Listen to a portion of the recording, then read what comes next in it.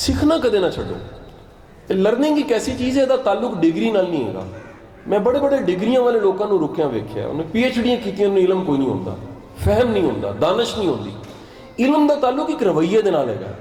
सारी जिंदगी सीखता रहना चाहिए किसी ना किसी शक्ल। और किसी को कोई खैर की गल लभदी उन्हें लै लो, कोई खैर की आदत लभदी लै लो, आदाब को मैनर्स होंगे ने, किसी को खैर का मिलता लै लो। मैं कहना कि शुक्रिया अदा करना भी किसी को सीखना चाहिए, ताज़ियत करनी सीखनी, माजरत करनी सीखनी चाहिए, राह पुछना राह दसना भी सीखना चाहिए।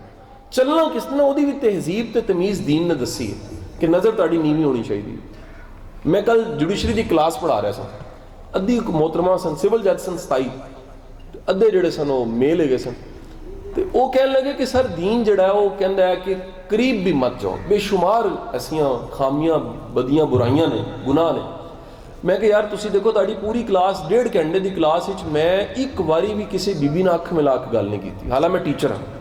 यह दीन है, दीन तो नहीं। अख सब तो पहली चीज़ जी ना वो ताड़ी अख नीवी हो जाती, ताड़ी हया आ जाती, ताड़ी चाल च पता लग जाता है दीनदार बंदा। हुलिया तन तुसी लख दीनदार हो जाए, जे ताड़े रवैये च दीन नहीं आया ताड़े च कोई दीन नहीं, जे ताड़े इखलाक च दीन नहीं आया तुसी कोई दीनदारी नहीं। ताड़ियाँ 5 नमाज़ां पूरियां ने और तुसी बंदे नाल सलूक ठीक नहीं करते। ताड़ियाँ 5 नमाज़ां पूरियां ने और ताड़ा इखलाक अच्छा कोई नहीं हुआ।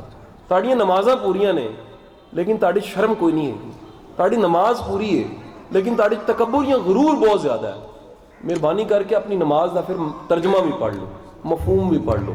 तुसी हाथ इंज करके कहते हो वड्डा है, अल्लाह अकबर, हाथ बन के खलोंदे हो, बंदे दी की मजाल, रुकू भी जान वाले दी की मजाल, सजदे वाले का किन्ना को तकब्बुर हो सकता है, जिहड़ा आपे सजदा करदा हो, जिहड़ा मोहताज होए, जिन्होंने दुआ इस तरह चुक के मंगना पैंदा होए, कितना कोई तकब्बुर हो सकता है।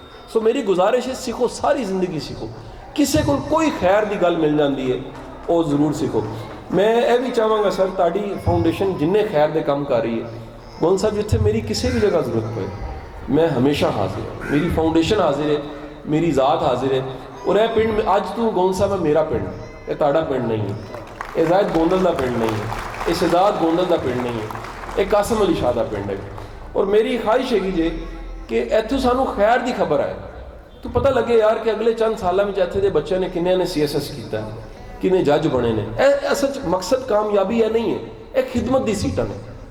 तुसी किसी भी खैर की जगह पर पहुँच, प्रोफैसर किन्ने बने हो, लेक्चरार किन्ने बने हो, पढ़े लिखे किन्ने हो, किन्ने सर्विस के काम किसी खैर के काम में आए हो, कोई इंटरप्रेन्योर बने हो, किसी भी तरह का खैर का तुसी काम करते हो, सानू इतला मिले यार कि यह पिंड जिहड़ा है यह खैर वाला पिंड है, यह शहीद का पिंड है।